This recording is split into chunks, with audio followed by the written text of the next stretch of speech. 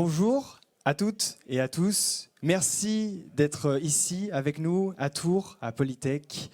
Je vous remercie d'être présents encore pour vous qui êtes dans la salle et également vous qui êtes en ligne sur YouTube pour assister à ce Deep Tech Tour, édition Centre-Val de Loire. Voilà, on va passer une journée riche en enseignements, en témoignages. Sur cette journée, il n'y a pas que ce plateau-là. On va avoir des workshops, des ateliers, des témoignages, des rencontres, beaucoup d'échanges autour de ce qu'est la Deep Tech. Et justement, du laboratoire à la start-up, c'est ça le Deep Tech Tour, c'est de raconter ces histoires de celles et ceux qui ont osé sauter le pas, depuis le labo jusqu'à l'entrepreneuriat. Et on va avoir le plaisir tous ensemble de découvrir tout ça. Vous allez voir, ça va être une belle journée. Cette édition, du coup, est la 4e de l'année 2022. Juste avant, on a eu l'édition à Nantes. Et il y aura la prochaine édition du Deep Tech Tour qui se passera à Strasbourg dans 2 semaines. Tout d'abord, je me présente, je m'appelle Renaud Pourpre, je suis animateur pour le média The Meta News. Je suis aussi fondateur d'un podcast qui s'appelle The Lonely Pipette, où on donne la parole aux chercheurs pour les chercheurs, et porte-parole de l'Exploratoire, l'incubateur de la culture Open Science. Donc, comme je vous l'ai dit, aujourd'hui, je vais animer cette journée pour le compte de The Meta News. The Meta News, c'est quoi? 2 petits mots avant là-dessus. C'est un journal pro-chercheur, une newsletter que vous recevez directement dans votre boîte mail pour découvrir un peu c'est quoi l'actualité de la recherche du point de vue des chercheurs. Surtout, The Meta News, c'est aussi un podcast qui est relié justement à cette thématique aujourd'hui. Un podcast qui s'appelle Le Déclic Deep Tech, dans lequel The Meta News donne la parole aux chercheurs, à ceux qui ont eu ce déclic de passer depuis le laboratoire jusqu'à cette aventure entrepreneuriale. 2 saisons sont disponibles actuellement. La 2e saison vient juste de terminer. La première, c'est sur quoi, quel a été l'élément de ce déclic qui a poussé nos chercheuses et chercheurs à passer dans ce monde de l'entrepreneuriat. Et la saison 2, c'est qui le Deep Tech, puisqu'on va voir comme aujourd'hui que des fois, le lancement de cette aventure, ça commence par une rencontre et une personne. Aujourd'hui, nous avons à peu près 260, un peu plus de 260 personnes qui sont inscrites. Donc, je vous remercie beaucoup d'être encore ici avec nous et également à ceux qui nous regardent en ligne. Il n'y a pas de début de Deep Tech, de journée Deep Tech sans une bonne introduction. Et pour introduire du coup cette journée, je vais inviter 3 personnes importantes pour cette journée qui sont Arnaud Giacometti, président de l'Université de Tours, Éric Blond, président de l'Université d'Orléans, et Paul-François Fournier, directeur exécutif BPI France Innovation. Je vous invite, parfait. Je vous invite à vous asseoir, voilà. Vous avez tous un micro, c'est parfait. Merci.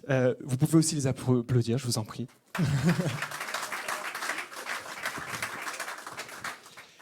Merci à tous les 3 d'être avec nous aujourd'hui. C'est une journée qui a du sens beaucoup pour vous 3 aujourd'hui. Et donc j'aimerais que vous en disiez quelques mots à ceux qui sont présents avec nous aujourd'hui. Je vais d'abord donner la parole à Arnaud Giacometti, donc président, je le répète, président de l'Université de Tours.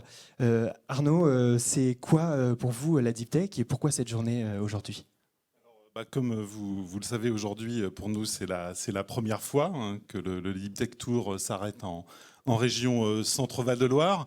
Alors comme son nom l'indique, au travers du Deep Tech Tour Centre-Val de Loire, c'est pas une seule université, une seule ville qui sont aujourd'hui mises à l'honneur. C'est pas, comme vous l'avez dit, le Deep Tech Tour de Nantes qui a eu lieu là, il y a quelques jours, ou le Deep Tech Tour de Strasbourg, de Dijon là, qui vont succéder. C'est vraiment le Deep Tech Tour Centre-Val de Loire et on en est particulièrement fiers. Alors, l'organisation de cet événement en région Centre-Val de Loire, je pense que ce que ça montre, c'est la vitalité finalement de notre écosystème régional en matière d'innovation. C'est le signe que nos 2 universités de Tours et d'Orléans ont su tisser des liens avec le monde économique local et souvent avec un soutien très fort de la région et des métropoles. Et puis aussi, c'est le signe de nos capacités à transférer, on va dire, ce qui est fait dans nos laboratoires dans le monde économique. Et alors, vous aurez au programme, comme vous l'avez dit, de la journée des témoignages d'enseignants-chercheurs qui le prouvent.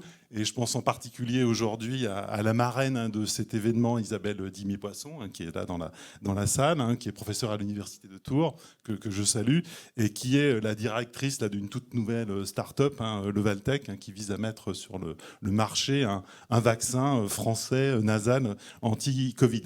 Donc chercheurs et entrepreneurs, c'est possible. Et au féminin, c'est un des thèmes aujourd'hui qui va être abordé, ça l'est également.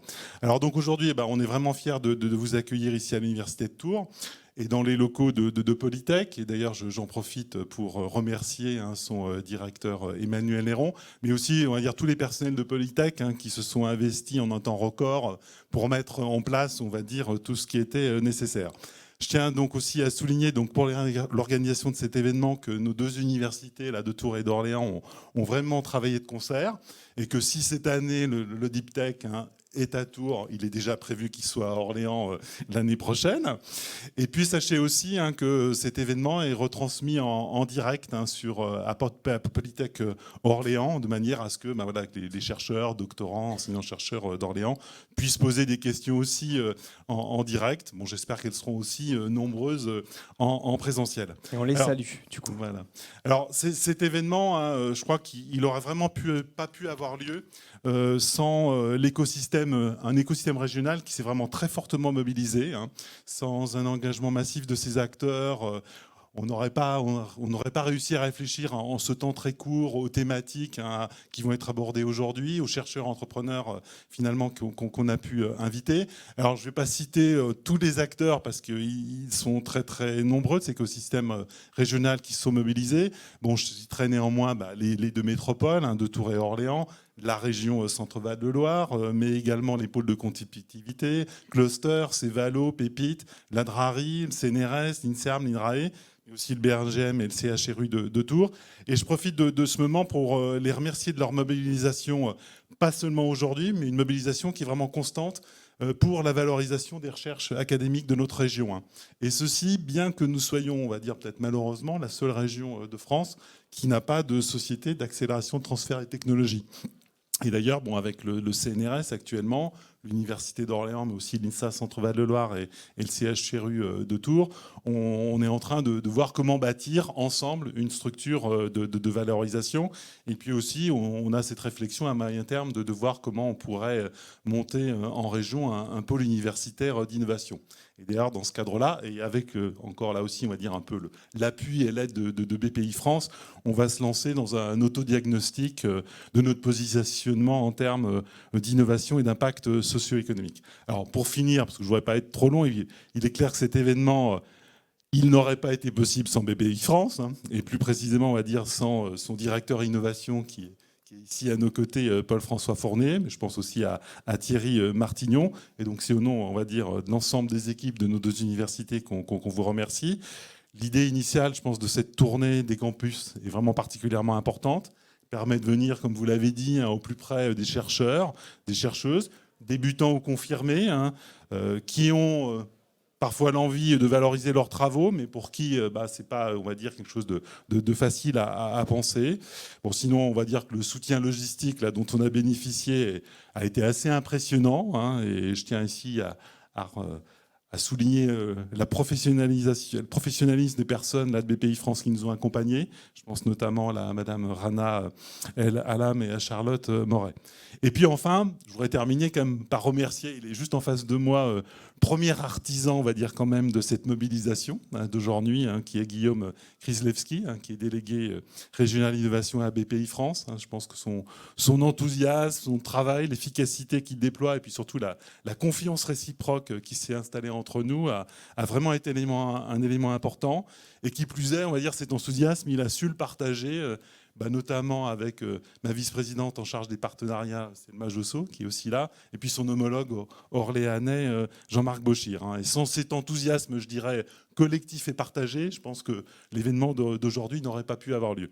Donc j'espère que cette première édition du Deep Tech Tour en région Centre-Val de Loire sera un succès, et puis évidemment, je pense déjà à la seconde, et du coup, je vais passer la parole à mon homologue orléanais, Éric Blond. Tout de suite, oui, Éric Blond, vous êtes président de l'Université d'Orléans. Du coup, c'est quoi pour vous le Deep Tech Tour et pourquoi cette journée aujourd'hui ?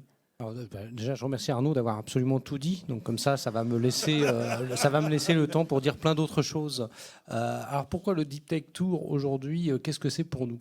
Je pense que le Deep Tech Tour a un rôle important, c'est de participer à un changement profond dans les mentalités, dans l'approche au sein des universités et du monde de la recherche. C'est-à-dire qu'il y a encore 10, 15 ans, le monde de l'entreprise était regardé un peu de loin par le monde universitaire. Alors j'ai bien entendu que le Deep Tech Tour, c'était plus les chercheurs, les doctorants. J'irai plus loin, j'irai jusqu'aux étudiants. On a beaucoup d'étudiants qui peuvent être entrepreneurs, on a beaucoup d'étudiants qui peuvent être innovants. Je pense là on est à Polytech Tours, on pourrait aller à Polytech Orléans ou dans d'autres composantes. On a beaucoup d'étudiants qui ont des idées qui méritent d'aller jusqu'à la création d'entreprises. Ça c'est un premier élément. Vous le disiez, c'est souvent une rencontre, un départ. Je pense que le rôle du Deep Tech Tour est là. C'est le départ d'une aventure. Alors pour ceux qui ont connu cette aventure, c'est une aventure de plusieurs années. On pourrait dire plusieurs dizaines d'années même. Et dans cette aventure, il y a différentes étapes. Alors la rencontre, c'est un point essentiel. Il y a d'autres points vraiment importants. Et je pense que récemment, là, je me permets de le souligner, on a passé une étape, puisque l'Université d'Orléans s'est engagée en prenant des participations dans la start-up ViewWaves pour l'aider au démarrage. Et cette étape, c'est aussi une étape importante parce que souvent, on initie et puis au moment vraiment de franchir le pas, il y a la question des fonds, il y a la question du capital et il y a la question du démarrage. Et jusqu'à présent, assez souvent quand même dans les universités, on encourage à aller vers l'entreprise et puis après, on leur dit bonne chance. Donc là, je pense qu'il faut aller jusqu'à franchir cette étape, que les universités aillent jusqu'au bout de la logique, c'est-à-dire s'il y a des travaux de recherche qui méritent effectivement d'aller dans du transfert technologique et d'aller vers une entreprise. Donc tu citais tout à l'heure le vaccin nasal contre le Covid. Bon, ViewWave, c'est de l'imagerie médicale, mais je pense que les deux cas sont des cas qui méritent d'aller franchir ce pas. Mais il faut aller jusqu'au bout de la logique. Il faut que les établissements soutiennent également financièrement ce démarrage. Et ce, pas dans une vision, parce qu'on entend souvent la discussion sur la vision capitale, mais plus sur une vision accompagnement des collègues et logique d'aller au bout du développement. Donc je pense que le Deep Tech Tour, pour nous aujourd'hui en région Centre-Val de Loire, c'est vraiment pour accompagner cette évolution dans l'approche de l'entrepreneuriat, dans l'approche du transfert. Et j'ai envie de dire, ça tombe vraiment au bon moment, puisqu'on a notre première start-up avec prise de participation avec ViewWaves. Très bientôt, j'espère, à Tours également. Ouais. Enfin, je le souhaite. C'est à l'ordre du jour du prochain conseil d'administration de l'Université de Tours, de la question de la participation de l'université à la start-up Global Tech. Voilà, donc je pense qu'on est vraiment dans une dynamique d'accompagnement et donc ça, c'est très très bien que le Deep Tech Tour arrive à ce moment. Super, merci pour ces quelques mots. Paul-François Fournier, justement, pour rebondir sur cette histoire d'accompagnement, de mentoring. Le Deep Tech Tour, c'est aussi ça. C'est beaucoup d'humains, Voilà. Écoutez, d'abord, moi, je voudrais remercier les deux présidents des universités de Centre-Val de Loire et les remercier aussi d'avoir tout dit. Moi, je trouve ça incroyable parce que, en fait, on n'a plus rien à dire après eux. Et je trouve que c'est exactement ce que je partageais, c'est que les universités ont incroyablement changé. Les présidents d'universités ont incroyablement changé. Nous, on est en contact avec ce monde universitaire depuis quelques années et on se retrouve complètement avec cette culture entrepreneuriale, en fait, et de rapprochement avec le monde économique. Évidemment, c'est pas que ça, une université, mais c'est aussi et de plus en plus ça. Donc on est ravis, nous, d'être là. Oui, un écosystème, hein, on utilise beaucoup ce mot et du coup, comme toujours, il est un peu galvaudé. Mais un écosystème, c'est ce que j'ai senti moi ce matin, c'est en fait des gens qui partagent une ambition et qui sont prêts à collaborer, à passer du temps. C'est compliqué de travailler ensemble. On a tous des contraintes. C'est plus simple parfois d'être seul. Mais un écosystème, c'est des gens qui partagent une ambition et des valeurs pour arriver ensemble. Et donc, ça veut dire déjà d'être capable de travailler entre deux universités à distance pour faire un cluster collectif, une ambition collective. C'est des des collectivités territoriales qui s'engagent, c'est des entrepreneurs et des entrepreneuses qui se lancent en tant que tels, et tout ça, et des acteurs du transfert de techno qui bossent ensemble. Et c'est de l'apprentissage, c'est aussi parfois des erreurs, c'est évidemment des réussites. Et donc c'est ce qu'on sent aujourd'hui, et que d'une certaine façon le Deep Tech Tour vient révéler et permettre, si possible, de cristalliser. C'est super, merci pour ces mots. Tout ça, c'est inscrit également dans une charte, c'est aussi pour ça qu'on est là. Et du coup, je propose qu'on... Alors moi, j'ai juste un point aussi, parce que si je remercie pas Guillaume, j'ai un problème. Parce que Guillaume, si on est là aujourd'hui, il faut bien reconnaître que Guillaume m'a attrapé, je sais plus quand, un matin, à la fraîche, et il m'a dit Paul-François, là franchement, tu es en train de passer à côté de quelque chose, c'est pas possible qu'on fasse pas un Deep Tech Tour ensemble Val-de-Loire, il y a un truc qui se passe, il faut que ça se passe ici. Et j'ai dit à Guillaume et Thierry, bah ok, banco, et voilà. Et donc je suis particulièrement content d'être ici, parce qu'il avait raison, et toute l'énergie qu'on sent ici, elle est au cœur de notre projet de Deep Tech Tour. Super, merci. En tout cas, aussi merci à Guillaume. On aura quelques mots avec lui plus tard dans la journée. Donc tout ça se concrétise aussi par une charte. Je vous propose qu'on en discute un peu avant de la signer, puisque c'est également ça, le Deep Tech Tour, c'est cette rencontre entre ces deux milieux, le milieu académique et le milieu entrepreneurial. Du coup, je vous redonne directement la parole sur est-ce que vous pouvez nous expliquer un peu c'est quoi l'ambition de cette charte, les objectifs? L'ambition de cette charte, c'est d'une certaine façon de marquer notre ambition collective. À un moment, c'est important, je crois, en tout cas on le croit, d'écrire d'une certaine façon ce qu'on veut faire pour être sûr qu'on se comprend bien, et qu'en fait on a un fil directeur avec une ambition. Donc cette charte, au-delà de ce papier, c'est surtout le fait que on a été jusqu'au bout de l'exercice, et on est d'accord pour travailler sur un certain nombre d'axes, et on partage des ambitions sur chacun de ces axes. Donc voilà, c'est la forme de matérialisation qu'à un moment, on a fait cet effort d'aller jusqu'au bout de l'exercice et de se dire, OK, on est bien d'accord, et on va le formaliser, parce que un engagement, c'est un peu symbolique. Et donc voilà, c'est ce jalon, c'est pas juridique, c'est encore une fois la matérialisation de cette énergie collective qu'on est prêt à mettre. Merci beaucoup. Je vais également inviter Thierry Martignon à se joindre à nous pour la suite de la discussion, vu qu'il va également témoigner autour de cette charte. Je reviens vers vous, les présidents des universités, puisque vous allez être co-signataires de cette charte. Et l'important aussi, c'est de savoir un peu qu'est-ce que vous, donc je vais redonner la parole à Eric Blanc tout d'abord, autour de qu'est-ce que ça représente aussi pour votre université, cette charte. Alors, ce qui est intéressant dans cette charte, quand on la regarde, c'est que l'ensemble des points sur lesquels on s'engage, on les fait déjà. Donc je rejoins complètement, c'est une façon de matérialiser, d'écrire clairement, voilà, ce qu'on fait pour développer l'entrepreneuriat, développer la création d'entreprises issues de la recherche, ou, j'insiste, issues de nos étudiants. Donc c'est vraiment une façon de l'afficher, j'ai envie de dire, puisqu'on le faisait déjà, puis une façon également de l'amplifier, puisque l'objectif, c'est qu'en l'affichant, plus de gens pourront le savoir, et donc on espère évidemment que ça va permettre à plus d'étudiants peut-être de faire leur coming out entrepreneuriat, et pourquoi pas à plus de chercheurs également.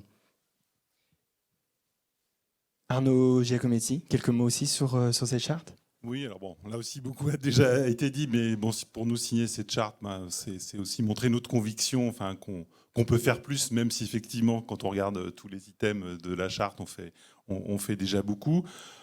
Pour moi, c'est aussi quand même le signe que l'innovation, avec des innovations de rupture, ça peut se faire partout en France, et également en région Centre-Val de Loire, et pas seulement, on va dire, dans les grands pôles. Et moi, je pense que ça pose aussi du coup la question un petit peu, enfin, de la répartition des moyens alloués à la recherche au niveau national. Et puis, puisqu'on parle d'ambition collective, j'en profite quand même pour dire que récemment, là, dans le cadre de l'appel à projet excellence du PIA 4, on a déposé un projet Loire-Val Health, où l'objectif, c'est de développer un pôle à nouveau régional, avec comme axes principaux des axes qui sont quand même des axes de priorité nationale, que ce soit en termes de biomédicaments, de bioproduction, d'infectiologie, de santé mentale et développementale, et un projet qui clairement vise à développer des innovations thérapeutiques.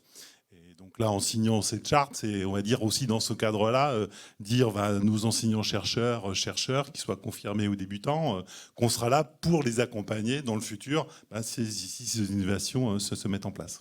Voilà. C'est super parce qu'on sent justement que c'est la volonté de pousser au maximum tout cet écosystème académique à venir rentrer et à fusionner avec cet écosystème entrepreneurial. Il y a déjà, de ce que j'entends, des choses qui se mettent en place concrètement. Et justement, Thierry Martignon, vous êtes directeur régional de BPI France. Je voulais savoir un peu sur quoi ça peut déboucher, ce genre de charte, un peu plus concrètement, au niveau local. Alors déjà, moi, je suis très heureux qu'on puisse signer une charte à l'échelle régionale. Vous disiez la Deep Tech Tour à Strasbourg, à Nantes. Ici, on dit la Deep Tech Tour Centre-Val de Loire. Donc déjà, c'est une vraie fierté d'avoir... Et un remerciement à ce que l'ensemble des acteurs se soient mobilisés autour de cette thématique. Et ce qui nous a permis aussi de pouvoir harceler Paul François pour avoir une date sur la région Centre-Val de Loire. Et merci Paul François. Tu vois que cet événement, effectivement, aujourd'hui remplit la salle. Nous, au niveau local, on va s'attacher avec Guillaume à faire vivre cette charte-là pour continuer à la faire vivre et pour engager une dynamique avec la force du collectif pour accompagner tous les projets en local.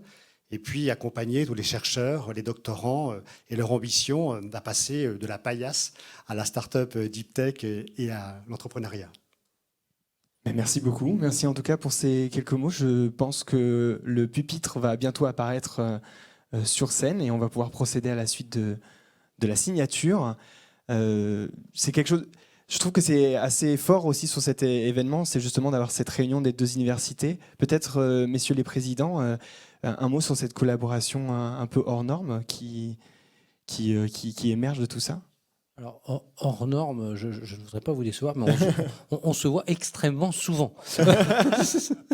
Nous sommes souvent dans les mêmes locaux pour travailler ensemble, donc c'est une collaboration assez naturelle, j'ai envie de dire. D'accord. On ne compte plus le nombre de dossiers que l'on traite ensemble, donc je pense qu'on est dans le prolongement de la collaboration entre les deux établissements en région Centre-Val de Loire. Il aurait été presque étonnant qu'on fasse cet événement, que ce soit à Tours ou à Orléans, l'un sans l'autre, j'ai envie de dire. Donc c'est plus une continuité dans la collaboration à l'échelle régionale.